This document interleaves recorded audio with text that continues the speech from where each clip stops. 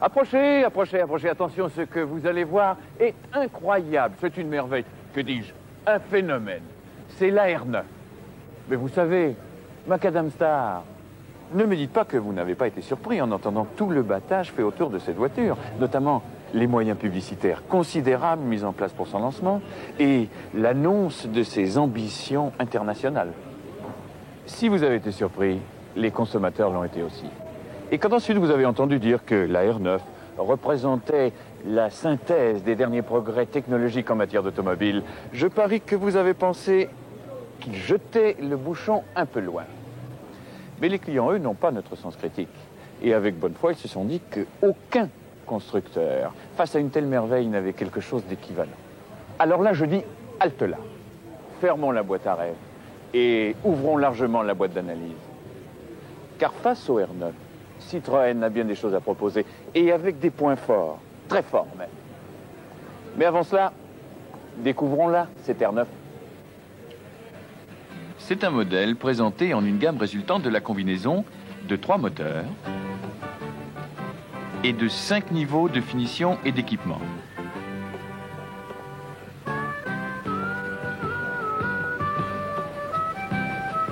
L'ensemble représentant actuellement 8 versions.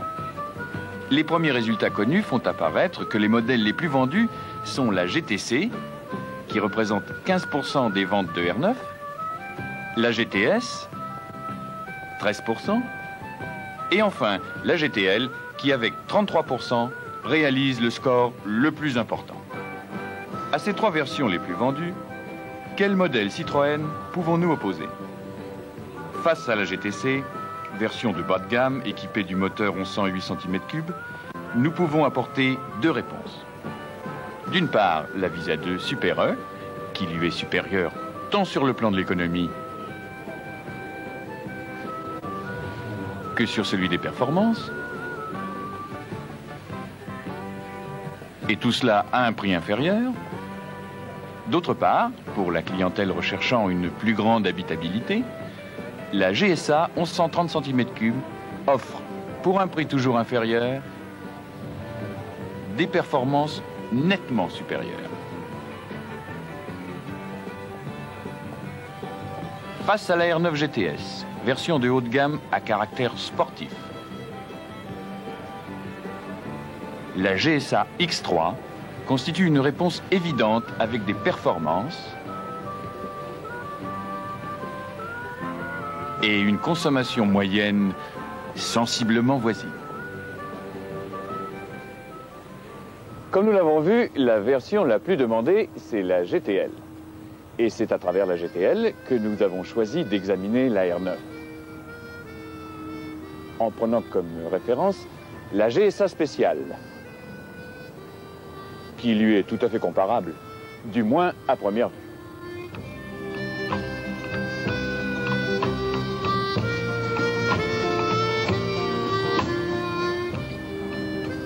Que peut lire un client dans le catalogue R9? Une conception entièrement nouvelle, optimisée par ordinateur. Synthèse de tous les progrès accomplis en matière automobile. Des raffinements technologiques nouveaux. Avouez que c'est pas rien. Et alors des affirmations comme efficacité aérodynamique, économie performante, nouvelle dimension du confort, etc., etc. Analysons-les point par point. Efficacité aérodynamique. Bon, Renault avance triomphalement pour la GTL un coefficient de pénétration dans l'air de 0,38. C'est un progrès par rapport à la R18, mais 0,38, ce n'est tout compte fait que le CX d'un modèle sorti en 1955 chez Citroën, la DS. Quant à la GSA spéciale, elle est loin devant avec 0,34.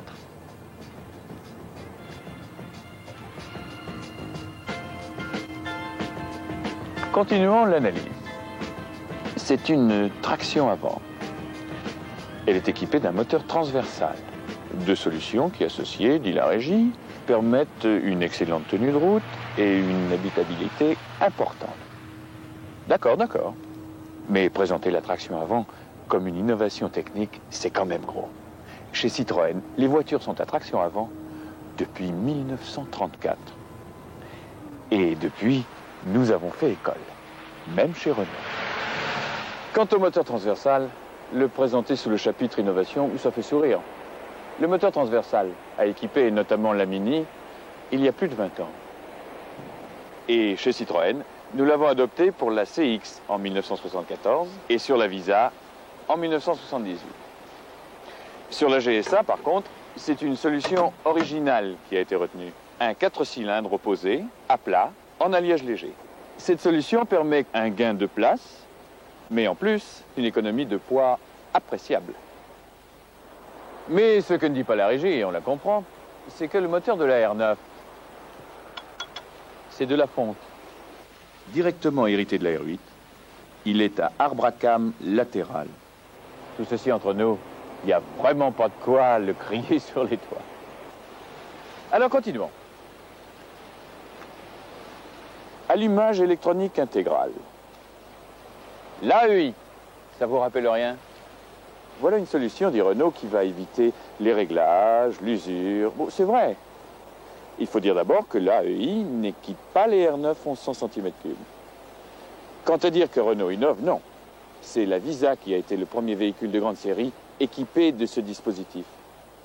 L'AEI est un excellent système, mais pas une innovation. Sauf pour Renault. Quant à la GSA, elle est équipée d'un allumage transistorisé, dont les avantages sont tout à fait comparables.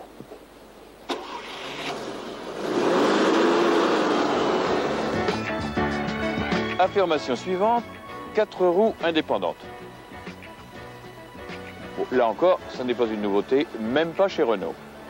Puisque la R4 était équipée de roues indépendantes dès sa sortie en 1962, reprenant en cela une technique utilisée et perfectionnée chez Citroën depuis 1934.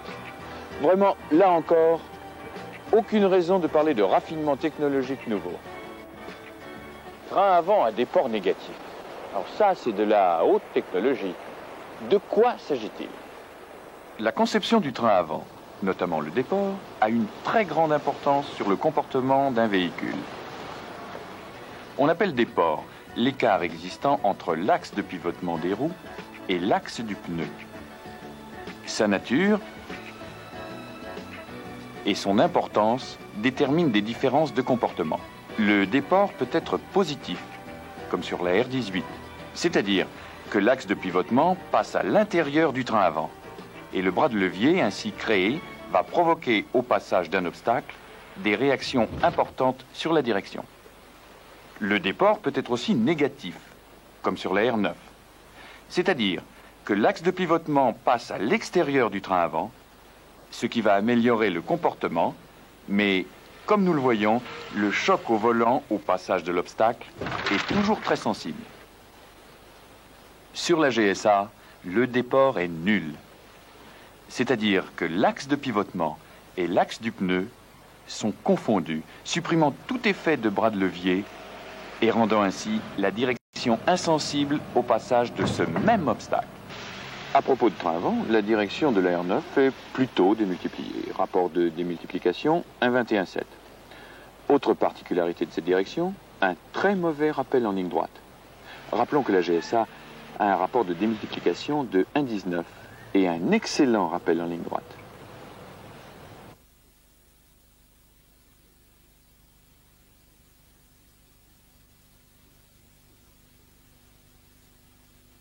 D'autre part, l'emplacement plus court de la R9 devrait lui donner une meilleure maniabilité.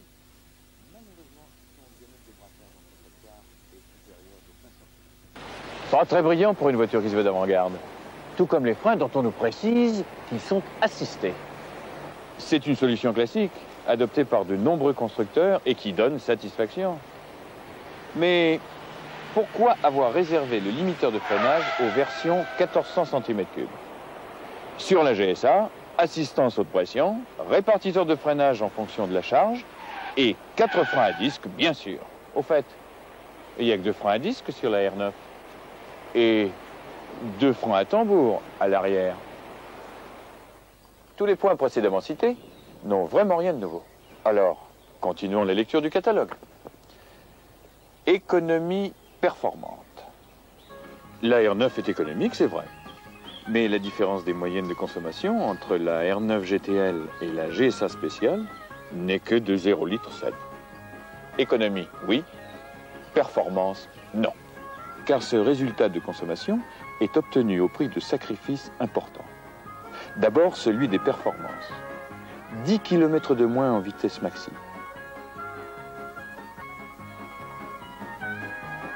Et 1 seconde de plus aux 1000 mètres départ arrêté.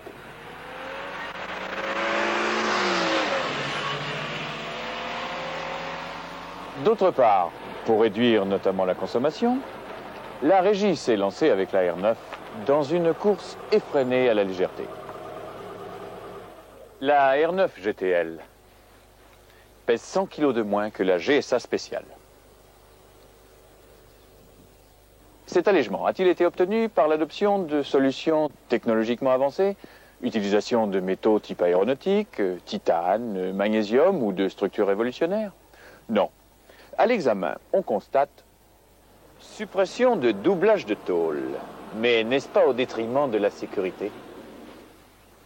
Réduction de l'épaisseur des vitres, mais n'est-ce pas au détriment de l'insonorisation? Suppression des carcasses sur les sièges, mais n'est-ce pas au détriment de leur longévité?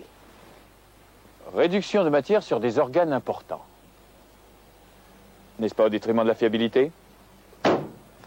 Tout cela est-il bien raisonnable? Autre affirmation, une nouvelle dimension du confort.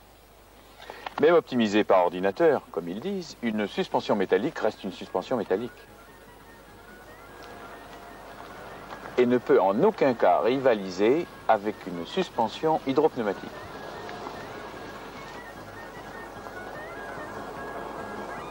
Que ce soit en roulage ou en charge.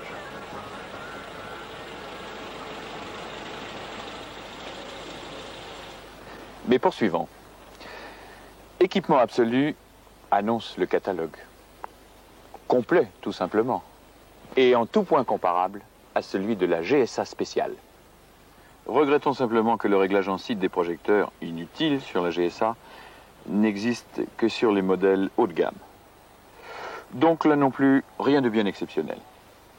Renault a choisi la formule 3 volumes, mais le coffre ne contient que 402 décimètres cubes. C'est tout.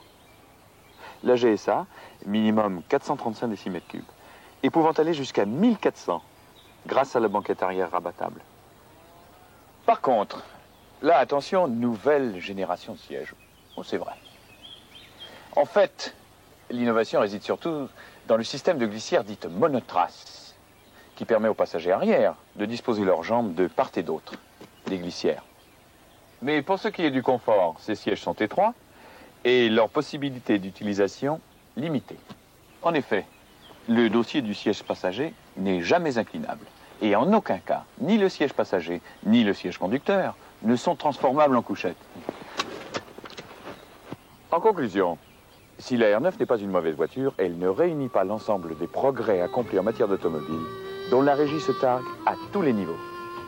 Aérodynamique, économie, performance, tenue de route, confort.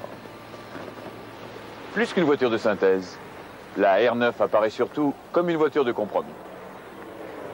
Dernier détail, et il a son importance pour le client, la R9 GTL est plus chère que la GSA spéciale.